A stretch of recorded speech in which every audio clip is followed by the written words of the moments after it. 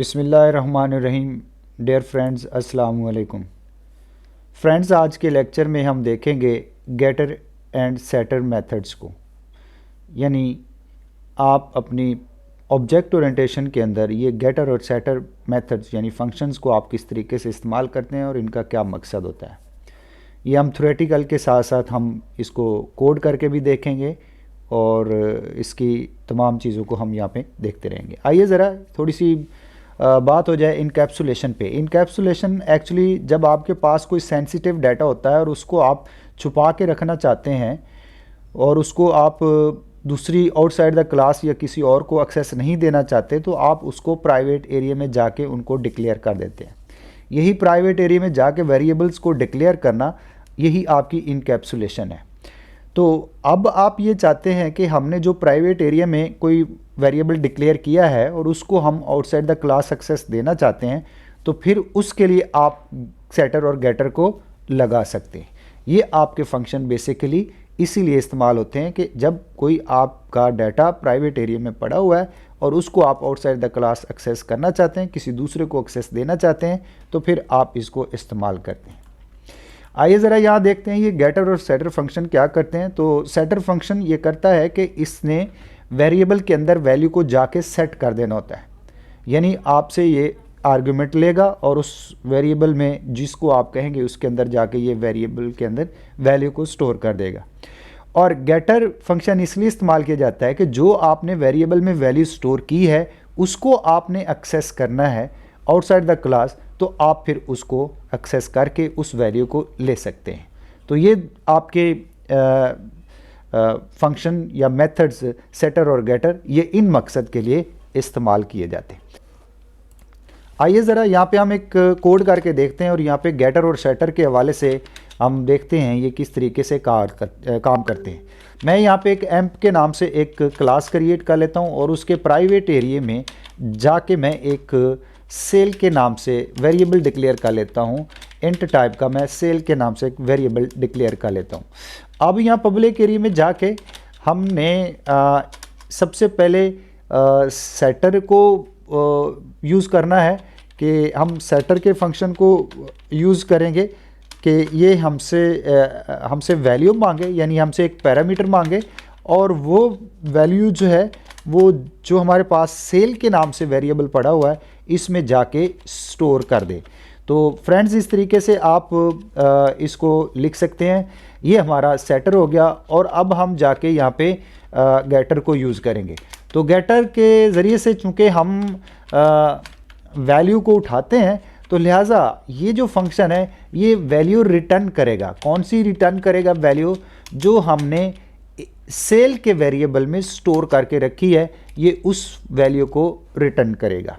तो आप यहाँ पे देख सकते हैं फ्रेंड्स कि यहाँ पे क्या किया हमने, प्राइवेट एरिया में जाके, ये पहले हमारे पास एक क्लास है एम्प के नाम से, उसके प्राइवेट एरिया में हमने इन टाइप का एक सेल के नाम से वेरिएबल बनाया है। यानी हमने इस वेरिएबल को प्राइवेट एरिया में रखा है, पब्लिक में नहीं रखा। इस तरह से ये हमारी इनकैप्सुलेशन हो गई। अब यहाँ पे हम क्या चाहते हैं कि इस वेरिएबल को हमने एक तो वैल्यू देनी है, दूसरा इसको हमने क्लास द आउटसाइड एक्सेस करना है। तो उसके लिए सबसे पहले वैल्यू देने के लिए हमने यहाँ पे सेटर का फंक्शन लगाया है जो कि हमसे वैल्यू लेगा, यानी हमसे एक पैरामीटर मांग रहा है, ये वैल्यू लेगा और ये जो x के पास वैल्यू पहुँचेगी ये यहाँ इस सेल के वेरिएबल को ये असाइन कर देगा। ये इसका सेटर का यही काम है। उसके बाद हमने ये गेटर के नाम गेटर लगाया है। तो ये गेटर जो है ये हमें वैल्यू रिटर्न करेगा, यानी हमके वैल्यू हमें इसने देनी है, इसीलिए यहाँ पे हमने ये डाटा टाइप मेंशन की है। तो ये फंक्शन जिस तरह की वैल्यू रिटर्न कर रहा है उस तरह की यहाँ पे हम डाटा टाइप को मेंशन करेंगे। तो हम देख सकते हैं कि जो सेल के नाम से हमारे पास वेरिएबल है ये हमारा इंटीजर टाइप का, तो इसलिए यहाँ पे हमें, चूँकि इस गेटर ने हमें इंटीजर टाइप की वैल्यू देनी है, तो लिहाजा हमें यहाँ पे इंट मेंशन करना पड़ेगा। तो फ्रेंड्स, ये इतना ही। यहाँ पे हम अपनी क्लास को बंद करते हैं और नीचे अब चलते हैं मेन की तरफ। तो यहाँ पे मेन में हमने क्या करना है, मेन में सिंपली हमने सबसे पहले अपनी जो एम्प के नाम से हमने क्लास बनाई है उसका ऑब्जेक्ट क्रिएट करेंगे। इस ऑब्जेक्ट के ज़रिए से हम सबसे पहले फंक्शन कॉल करेंगे जो हमने सेटर बनाया है, यानी सेटर जो हमसे एक पैरामीटर मांग रहा है हम वो उसको वैल्यू असाइन कर देंगे। उसके बाद यहाँ सी आउट में हम चलते हैं और यहाँ पे सी आउट में जाके हमने चूँकि इस सेल के नाम से जो वेरिएबल हमारे पास है उसकी वैल्यू को देखना है, तो लिहाजा हम यहाँ पे इसके वैल्यू को देखना चाहते हैं। तो हम ऑब्जेक्ट के ज़रिए से जो हमने गेटर का फंक्शन लगाया हुआ है वो हम यहाँ पे कॉल कर लेंगे। तो इस तरीके से फ्रेंड्स ये हमारा फंक्शन कॉल हो जाएगा। तो ये मेन के फंक्शन में हमने ये काम करना है। तो आइए ज़रा देखते हैं यहाँ पे ये इसकी एग्जीक्यूशन कैसे होगी। तो मेन में चलते हैं। यहाँ पे सबसे पहले मेन से एग्जीक्यूशन होती है। यहाँ पे आएगा एम्प के नाम से हमने ऑब्जेक्ट क्रिएट कर लिया है। ऑब्जेक्ट जो क्रिएट किया उसके ज़रिए से हमने पहले सेटर को कॉल किया है। तो आप यहाँ देख सकते हैं कि ये सेट सेल के नाम से हमने सेटर बनाया हुआ है। ये हमसे एक पैरामीटर मांग रहा है। हम यहाँ से जो 20 वैल्यू प्रोवाइड कर रहे हैं ये इस x के पास जाएगी और x आगे असाइन कर देगा सेल के वेरिएबल को। ये साइन होने के बाद यहाँ पे हमारा ये फंक्शन बंद हो जाएगा। कंट्रोल वापस आया, जिस लाइन से ये गया था उस लाइन से आगे देखेगा।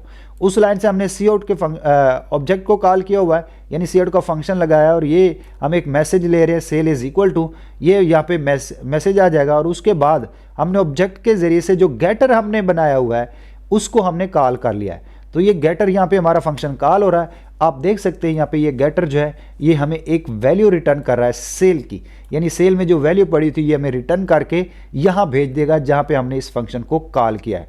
तो ये फंक्शन कॉल हो रहा है हमारा सी आउट के अंदर। तो ये यहाँ पे जो वैल्यू आएगी इस मैसेज के साथ ये वैल्यू भी यहाँ पे जो आएगी वो हमें शो हो जाएगी।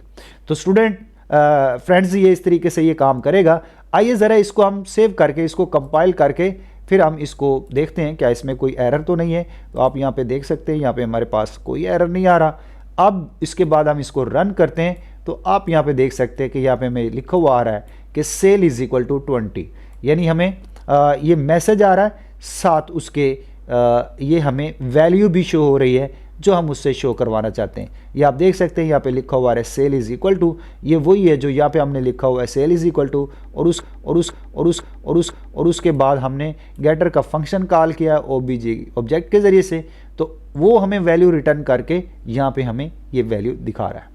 तो इस तरीके से आप फ्रेंड्स अपनी क्लासेस को यूज़ कर सकते हैं। तो आज के लेक्चर में इतना ही। अगर आपको इससे रिलेटेड कोई क्वेश्चन है तो कमेंट्स में ज़रूर मेंशन कीजिएगा। तब तक के लिए अपना बहुत सारा ख्याल रखें। अल्लाह हाफिज़।